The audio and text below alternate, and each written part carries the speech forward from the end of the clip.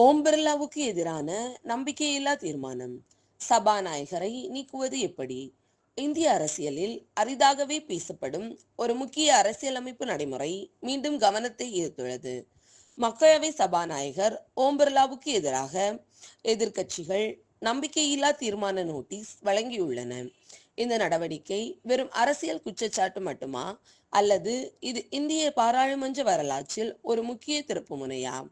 இந்த வீடியோவில் முழு விவரங்களையும் ஆழமாக பார்ப்போம். செவ்வாய்க்கிழமை நடைபெற்ற நாடாளுமன்ற பட்ஜெட் கூட்டத்தொடரின் போது காங்கிரஸ் கட்சி மேல்சபை பொதுச் செயலாளரிடம் சபாநாயகர் ஓம் பிர்லாவுக்கு எதிராக நம்பிக்கையில்லா தீர்மான நோட்டீஸை சமர்ப்பித்தது. இந்த நடவடிக்கை திடீர் அரசியல் நகர்வாக கருதப்படுகிறது. குறிப்பாக ஜனாதிபதி உரைக்கு நன்றி தெரிவிக்கும் தீர்மானம் மற்றும் 8 எம்பிக்கள் இடைநீக்கம் செய்யப்பட்ட விவகாரம் தொடர்பாக ராகுல் காந்தி உள்ளிட்ட எதிர்க்கட்சி தலைவர்களை பேச அனுமதிக்கவில்லை என்ற குற்றச்சாட்டு இந்த தீர்மானத்தின் பின்னணியாக கூறப்படுகிறது.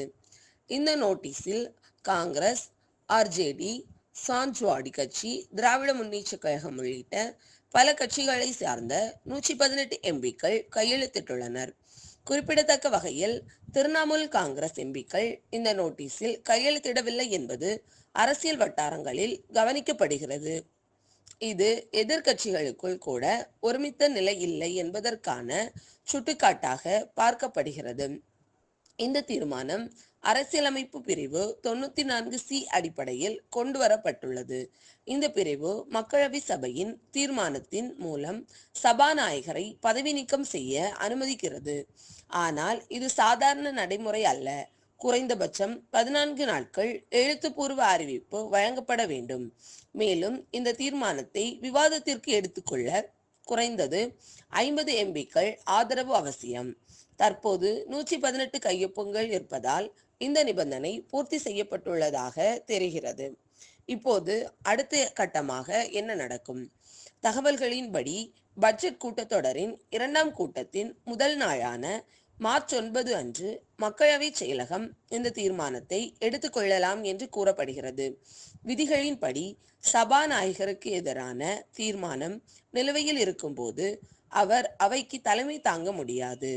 ஆனால் அவர் அவையில் கலந்து கொண்டு தன்னை தற்காத்துக் கொள்ள உரிமையுண்டு. இந்த விவாதம் நடைபெறும் போது சபாநாயகர் நாற்காலியை காலி செய்ய வேண்டும் என்பது பாராளுமன்ற நடைமுறை. இந்த தீர்மானம் நிறைவேற வேண்டுமெனில் மக்களவையின் அனைத்து உறுப்பினர்களின் பெரும்பான்மையான ஆதரவு தேவை. இது சாதாரணமான பெரும்பான்மை அல்ல, எஃபெக்டிவ் மெஜாரிட்டி எனப்படும் பயனுள்ள பெரும்பான்மை.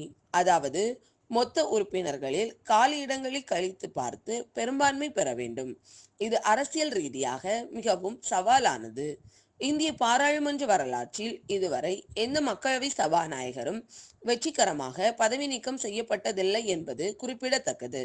1954ஆம் ஆண்டு ஜி.வி. மால்வல்கருக்கு எதிராக தீர்மானம் கொண்டு வரப்பட்டது. 1966ஆம் ஆண்டு ஜுகாம் சிங், 1987ஆம் ஆண்டு பல்ராம் ஜாக்கர் ஆகியோரும் இதே போன்ற தீர்மானங்களை எதிர்கொண்டனர். ஆனால் அவர்கள் பதவியிலிருந்து நீக்கப்படவில்லை. இதனால் தற்போதைய தீர்மானம் வரலாற்று முக்கியத்துவம் பெறக்கூடியதாக பார்க்கப்படுகிறது. மற்றொரு முக்கிய அம்சம் என்னவென்றால், தீர்மானம் நிறைவேற்றப்பட்டால் சபாநாயகர் பதவியை இழப்பார். ஆனால் அவர் எம்பியாக தொடர முடியும். தீர்மானம் தோல்வியடைந்தால் அவர் பதவியில் தொடர்வார். இதுவே அரசியலமைப்பின் சமநிலையை காட்டுகிறது. இந்த விவகாரம் அரசியல் ரீதியாக பல கேள்விகளை எழுப்புகிறது. எதிர்க்கட்சிகள் கூறுவது சபாநாயகர் ஆளும் தரப்புக்கு ஆதரவாக செயல்பட்டார் என்பதே. ஆளும் தரப்பு இதை முற்றிலும் மறுக்கிறது. இது ஜனநாயக நடைமுறையின் ஒரு பகுதியாகவே பார்க்கப்பட வேண்டுமா, அல்லது பாராளுமன்ற சுயாதீனத்திற்கான சவாலா? இந்த விவகாரம் இந்திய ஜனநாயகத்தின் பலத்தையும் அதன் சோதனைகளையும் வெளிப்படுத்துகிறது. சபாநாயகர் பதவி என்பது கட்சி சார்பாக நிலைப்பாட்டை எதிர்பார்க்கும் உயர்ந்த பதவி. இந்த நிலைப்பாடு குறித்த சந்தேகம் எழுந்தால் அரசியலமைப்பு வழிகள் மூலம் அதை சவால் செய்வது ஜனநாயக உரிமை.